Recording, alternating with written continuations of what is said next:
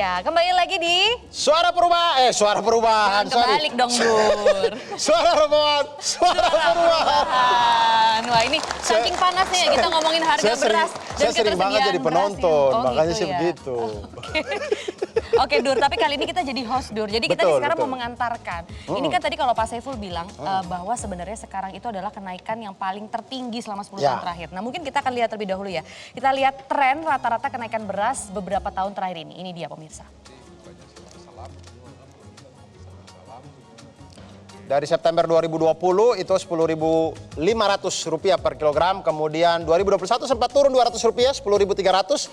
2022 September jadi naik Rp10.800, kemudian akhirnya September 2023 1 tahun naik menjadi Rp12.740 per kilogram. Wah, tinggi banget ya naiknya ya. Ya, itu yang beras medium ya. Ini yang beras premiumnya itu dia dari 12.400 September 2020, kemudian sempat turun 12.300, sempat turun lagi 11.800, tapi kemudian September 2023 dia naik menjadi 14.440 kg. Angka cantik nih, angka cantik. Ya, ini baru harga rata-rata ya dari semua harga eceran ya. Betul. Kita akan lihat sekarang provinsi mana dengan harga beras termahal. Nah, ini dia pemirsa, harga beras medium di Papua sampai Rp15.700 hanya untuk beras ya. Berarti ini beras ya. medium Papua juara 1. Iya, paling mahal. disusul Kalimantan Utara dan Maluku yang mencapai Rp14.000, lalu ada Kalimantan Timur dan Kepulauan Bangka Belitung Rp13.000. Aduh, sedih banget ya lihatnya beras premium di Kalimantan Selatan juga mencapai Rp18.000. Rp18.680.000. Dan di Papua Rp17.580 itu gimana kalau mau makan di sana? Aduh. Mahal sekali ya di sana ya. Ini sebenarnya kan kalau tadi ya Pak Saiful kita pasti logika aja ya Pak ya. Kalau harga beras naik kayak begini kan berarti pasokannya memang kurang begitu. Tapi 2 hari lalu nih Pak, Menteri Perdagangan itu menemani Presiden mengatakan bahwa stok beras itu saat ini itu adalah 1,6 juta ton. Nah itu sudah cukup katanya karena idealnya itu sekitar 750.000 sampai 1,2 juta ton. Itu klaim dari Menteri Perdagangan yang mengantarkan Presiden kemarin untuk meninjau salah satu gudang penyimpanan beras begitu. Nah jadi sebenarnya data-data yang benar itu gimana sih Pak? Tadi Pak Saiful mengatakan ternyata kita masih defisit 6 juta ton. Padahal pemerintah bilang sebenarnya ada cadangan 1,6 juta ton. Bingung nih kita sekarang. Ya kalau 1,6 juta ton itu tidak sampai 10% dari kebutuhan nasional kita. Dan itu hanya untuk, dan itu nanti sebagian besar juga dipakai untuk program bansos beras ya. Nah artinya untuk stabilisasi menurunkan harga dan stabilisasi harga itu tidak cukup 1,6 juta ton. Iya. Itu yang pertama ya.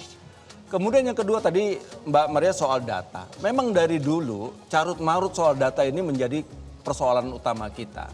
Dibilangnya ada yang surplus 1 juta ton, ada yang 2 juta ton. Kemudian cadangan beras pemerintah bilang ada 1 juta ton, tapi kenyataannya di akhir 2022 250.000 ton. Artinya apa? Kalau kita lihat dari cadangan beras ini kan harusnya sudah dipastikan. Oke. Kalau kita kebutuhan kita kan 30 juta ton seperti saya sampaikan, ya kan? Kemarin ada lagi nih di statement salah satu stakeholder di pemerintah kita 24,7 juta ton. Lah saya bilang dulu 30 juta ton. Jumlah penduduk kita 270 juta. Iya. Sekarang hampir 280 juta. Loh kok malah turun? Nah. Kalau begitu pantesan Bang Abdur nggak gebung-gemuk. Artinya kan lah datanya kan jadi aneh. Iya. Ya kan harusnya setiap kali menambah jumlah penduduk bertambah maka stok beras itu atau produksi itu harus bertambah. Oke, kalau yang data tadi Mungkin kurang 6 juta ton dari mana sih Pak? 6 juta ton itu hitungannya tadi 30 juta ton. Kita patoklah rata-rata kebutuhan nasional 30 juta ton. Ya kan? Kalau ada yang bilang enggak kita nggak segitu lah. Sekarang jumlah penduduk terus kemudiannya sekian juta mau makan apa? Makan batu sih kayaknya. Data pemerintah gitu kali. Gitu. Mungkin penambahan penduduk makan itu batu. 30 juta ton. Artinya harusnya produksi beras itu adalah di 35 juta ton. Itu yang paling ideal. Ada cadangan ya kan antara 4 sampai 5 juta ton. Nah, tetapi ini karena faktor tadi saya bilang pupuk tidak ada, kemudian sekarang masuk musim kekeringan ya. Harusnya ini kan diantisipasi sebelumnya. Masalah El Nino ini yang selalu jadi alasan itu sudah diketahui sebelumnya. Kenapa sekarang baru ngomong alasannya El Nino? Iya, Kenapa Fernando tidak Torres ada- tuh, El Nino tuh. Iya, Telenovela ya, pemain bola. Nah, kenapa tidak ada rancangan mitigasi Oke. sebagaimana negara-negara lain lakukan itu kayak India, Vietnam, Thailand dan lain sebagainya. Mereka punya kebijakan untuk mitigasi ketika menghadapi krisis pangan global dan El Nino. Oke, Kita Pak. tidak ada. Itu tadi Bapak kemudian bilang kita sebenarnya punya cadangan beras yang tadi 250.000 ton dan segala macam itu. Kira-kira langkahnya sudah tepat atau tidak? Misalkan kemudian beras Bulog itu diturunkan ke masyarakat untuk menjaga stabilitas harga beras ini, itu tuh langkah yang sudah efektif atau tidak sebenarnya? Sebetulnya, ya kan, yang menjadi persoalan itu bukan hanya persoalan masyarakat yang penerima bansos. Tapi 97% masyarakat di luar bansos ini yang harus menanggung beban. Ini harus kunci, yang harus penting. Jadi bukan pemerintah, bukan hanya ngasih beras bansos ke 21,3 juta penerima manfaat, habis itu selesai tanggung jawabnya. Lah yang 97%, siapa tanggung jawabnya? Yang tadi saya bilang, rata-rata setiap rumah tangga itu 60.000 sampai 100.000, kalau total semuanya 60 triliun, siapa yang bertanggung jawab? 60 triliun loh setiap kalau itu dilakukan 1 tahun ya. Iya. Nah, persoalannya di cadangan beras nasional ini gimana hitung-hitungannya? Nah, ini yang menjadi pertanyaan jadi soal. Sebenarnya berapa ideal cadangan beras gitu loh Pak? Yang Kalau- harus maksudnya pemerintah atur begitu ya?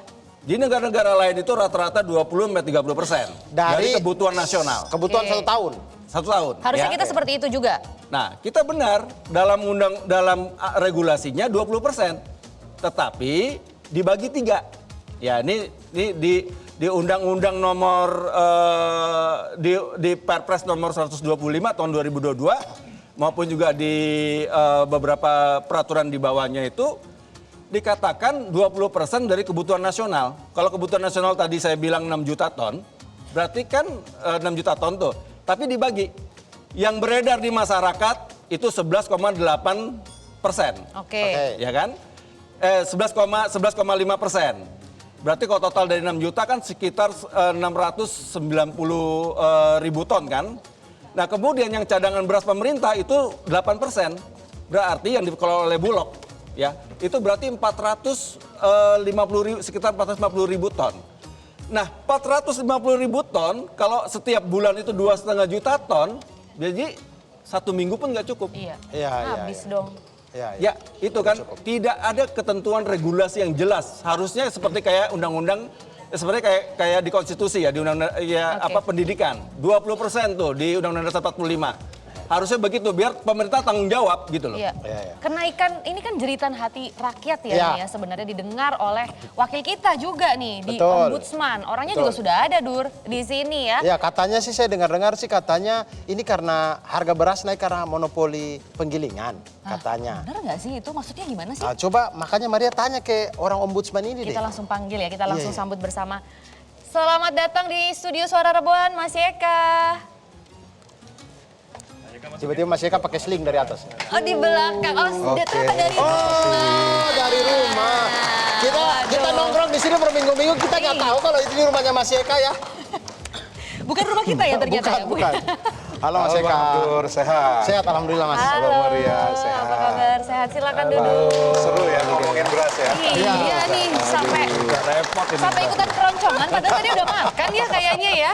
Nah, mungkin kita pengen langsung tanya ya. Betul. Mas Eka nih melihat kondisi harga beras yang begitu terus naik setiap hari, apakah langkah yang diambil oleh pemerintah ya, seperti impor beras, kemudian menurunkan beras murah, ini sudah langkah yang tepat begitu? Ya, saya masih ingat di bulan Maret, saya meminta agar Kepala Badan Pangan Nasional untuk menambah impor 2 juta ton, sehingga kalau ditambah dengan November 500.000 jadi 2,5 juta ton. Waktu itu masih ada debat tebal perlu atau tidaknya, karena Kementerian Pertanian mengatakan produksi baik-baik saja. Tapi ternyata hari ini Bang Abdur, produksi padi kita ini kalau menurut bahasa Bang Abdur ini tidak dalam keadaan baik-baik saja. Nyaris-nyaris pinggir jurang kita ini Bang Abdur ya. Oh, berasnya jatuh ke dalam dong. Nah, jadi satu persoalan produksi kita ini, mari pemerintah kita ini harus mempunyai ketegasan dalam bersikap. Satu impor, satu bilang surplus kan nggak Iya. konsisten. Tapi ada data yang tidak bisa dibantah. Data BPS ini kan hanya angka, perlu diverifikasi. Dan nggak bisa hanya diklaim saja. Ada data yang bisa diverifikasi, misalnya impor. Impor itu udah jelas masuk bea cukai, Ya. bayar pajak. Ya. Nah, kalau kita lihat data 10 tahun terakhir seperti Bang Saiful bilang, kita ini surplus terus, itu surplusnya dikemanakan? Dibuang ke laut? Enggak juga kan? Harusnya mestinya diekspor, Bang Abdur. Iya, iya. Ekspornya ada enggak? Enggak ada. Artinya sebetulnya kalau kita lihat produksi beras kita ini bermasalah. Namun demikian, Kementerian Pertanian telah berupaya untuk menjaga agar produksi kita tidak terlalu drop, gitu ya, dengan berbagai macam programnya. Oke, Namun berhasil demikian tidak? cukup untuk memenuhi kebutuhan kita yang demand-nya terus meningkat. Itu satu. Yang kedua, saya pernah melakukan survei di sebuah desa kecil di Kabupaten Bogor. Namanya itu Desa Bantarjati, Kecamatan Kelapa Nunggal, Kabupaten Bogor, tidak jauh dari sini. Semua petani di sana tidak ada yang menjual gabah. Karena menurut hitungan mereka, dengan menyimpan gabah, dia seperti membeli beras yang jauh lebih murah ketimbang dia nanti jual terus beli beras dengan harga yang mahal tadi 14.000, 15.000 misalnya per kilonya. Siapakah mereka ini? Mereka ini rata-rata petani-petani dengan luas penguasaan lahan yang sangat kecil. 1.000 meter persegi, 2.000 meter persegi. Nah, kelompok mereka saat ini, saya memiliki keyakinan kuat menahan gabahnya di tengah-tengah harga gabah yang mahal ini. Karena udah pasti harga gabah mahal, harga beras pasti mahal. Kalau dia jual memang kelihatannya seperti mahal, seperti menguntungkan. Tetapi nanti dia ada jebakan harus membeli beras dengan harga mahal. Lebih baik dia simpan. Dia simpan. Yang ketiga, Mbak Maria, di Indonesia ini sekitar ada 168.000 penggilingan padi. Berdasarkan keterangan dari Perpadi, kapasitas produksi terpasang mereka itu sekarang kalau dijumlahkan itu sebesar 100 juta ton per tahun. Tapi produksi gabah kita, let's say hanya sekitar 54 sampai 60 juta ton per tahun. Artinya artinya penggilingan padi kita ini baik yang besar maupun yang kecil under capacity, di luar kapasitas yang yang sesungguhnya gitu kan. Apa yang terjadi? Rebutan gabah gitu ya. Nah, kondisi inilah ditambah lagi dengan mendatangkan impor ternyata bukan hal yang mudah saat ini. Sebetulnya apakah misalnya ada beras impor yang murah? Ya, saat ini kalau kita bandingkan dengan 2022 sudah tidak ada. Tetapi kita melihat misalnya seperti Pakistan masih menawarkan harga yang 10 ribuan. India juga sebetulnya dengan pendekatan G2G-nya juga sebetulnya mau melepas barang. Tinggal permasalahan bagaimana Bulog memiliki strategi di tengah tipisnya suplai beras dunia untuk bisa mendatangkan beras ke Indonesia. Oke, Gitu jadi saja. sebenarnya itu ya. Ini Mas Eka memang mengerti banget ya soal ini. Karena Mas Eka ini merupakan anggota Ombudsman Indonesia yang memang bertugas mengawasi penyelenggaraan pelayanan publik. Dan sebenarnya saya tuh pengen banget menyorot masalah tadi perbedaan data itu. Kenapa bisa Iya. terjadi perbedaan data di kementerian kita itu. Tapi sebelum itu kita saksikan yang satu ini dulu. Tetap jangan kemana-mana, tetap di Suara Reboan, Suara Perubahan.